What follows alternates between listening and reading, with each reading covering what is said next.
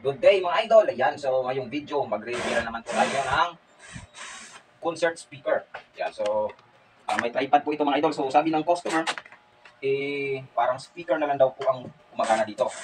So sabi niya, try daw po natin i-check kung ano po ba yung sira. Bakit daw parang speaker na lang yung tumutunog, hindi na niya naririnig yung balancing ng kanyang speaker. So atin pong bubuksan para ating malaman kung ano po yung naging dahilan. Bakit po ganun yung tunog ng kanyang speaker.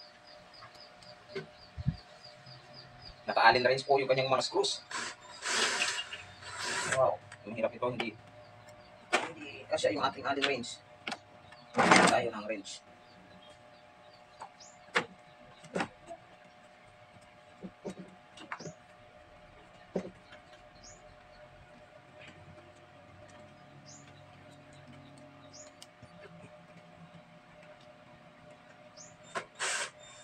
Yan.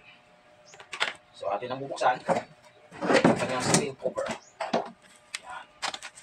Isa-isahin natin yung kanyang mga mid-range para ma-sister natin mga idol.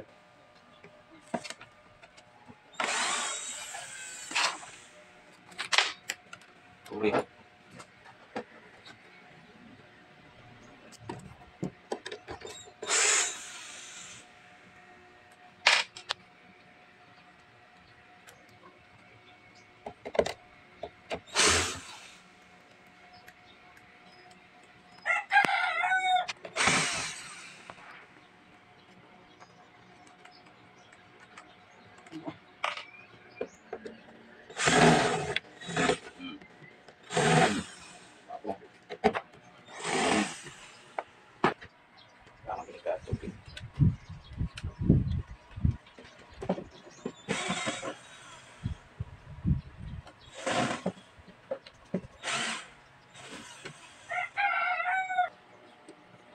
So ayan, ito na yung kanyang tweeter at saka mid-range. So iti-tester natin gamit ang ating multimeter.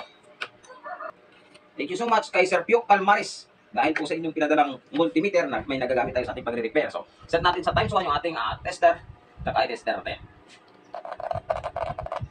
Okay, yung ating mid-range, yung ating tweeter. Ayan, so okay naman. So siguro kabila. Ibabalik natin to dahil sa okay to. Pero mamaya ko na yan isuscross. Ayan. Ito tayo sa kabilang parte. Ating sound box. Maganda to kasi dalawa yung kanyang mid-range, dalawa rin yung kanyang tweeter.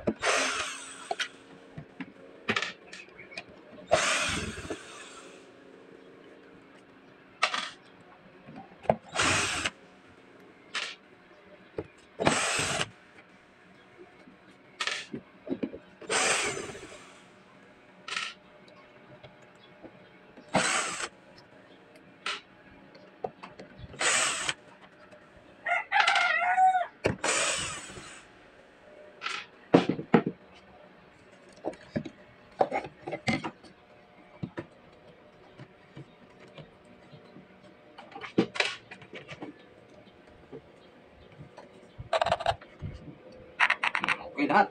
Sigurado ako sa dividing network siguro. Yan, so babalik natin to. Para nang sa ganun, ma-check natin yung dividing network niya kasi mayroon siyang dividing network. Check natin yung dividing network. So babalik natin itong mga speaker.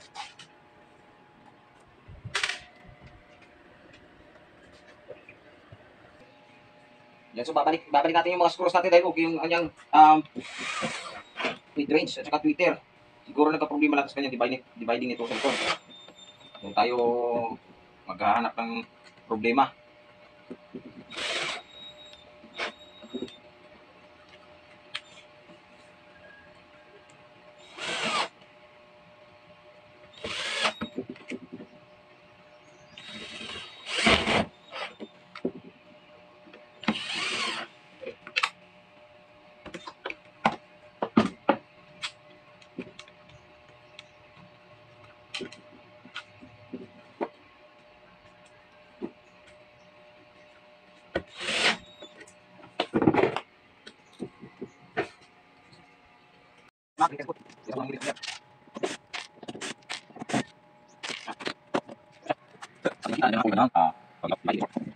So, tingnan ko yung tarik.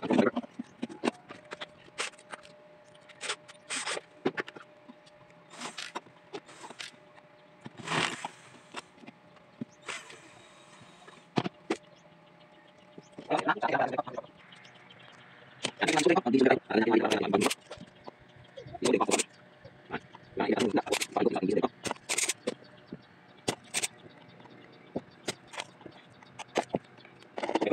di ba? Kasi kita sudah resistor. Saya kok dengan resistor.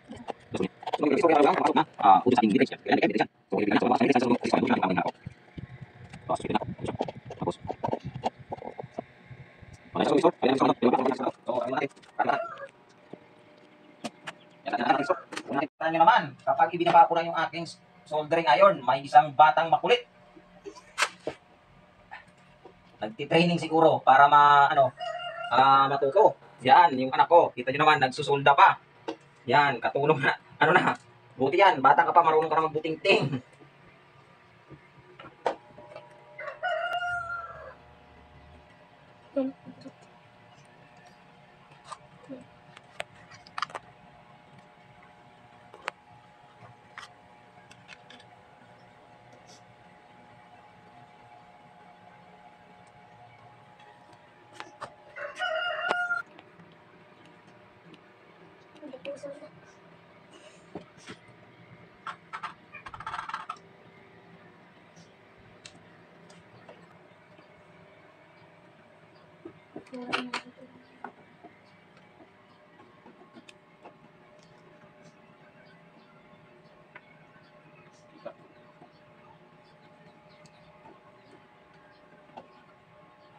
Anak-anak tayo ng wireless niya.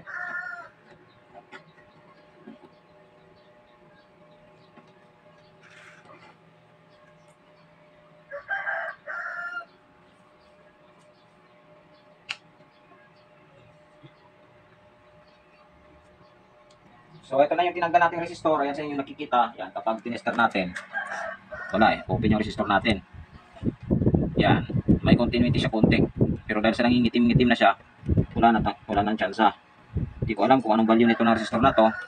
Wala naman nakalagay sa board. Yan, R3 lang nakalagay. Pero subukan nating hula-hulaan.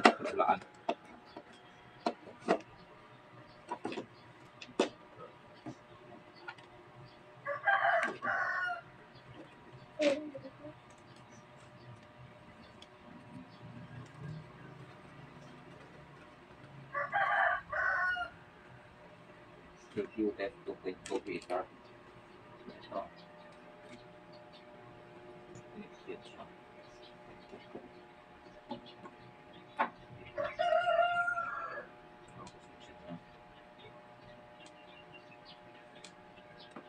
Trace na natin. Connection natin.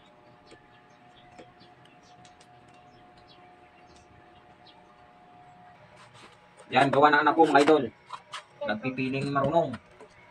Battery na, nakalitak ko. Wala, di na to ganyan battery ko ah.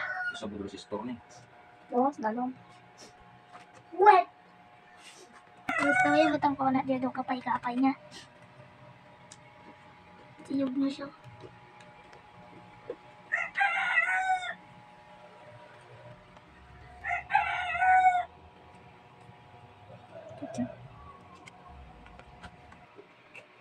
Yan, so dahil sa nakalitan natin, palitan na natin yung resistor na sira. Kaya natin ibalik at saka patutugin.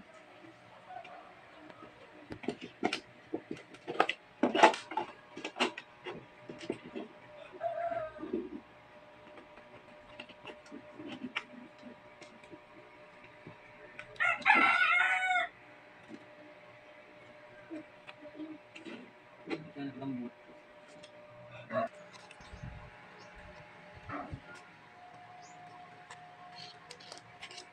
So, ayan na. Ay, kabit na natin. Balik tayo ngayon sa ating connection. Ayan.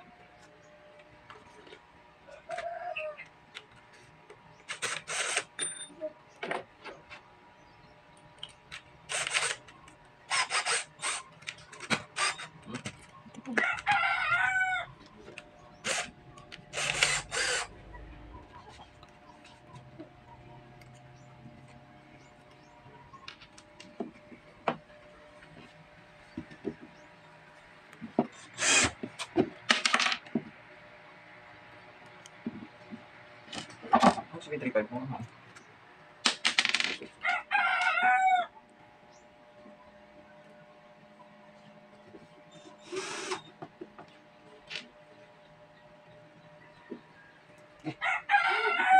yung sugat ko, natamaan ko eh.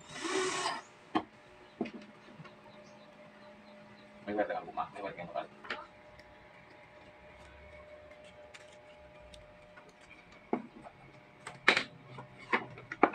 So, sound check na. Bukan na natin.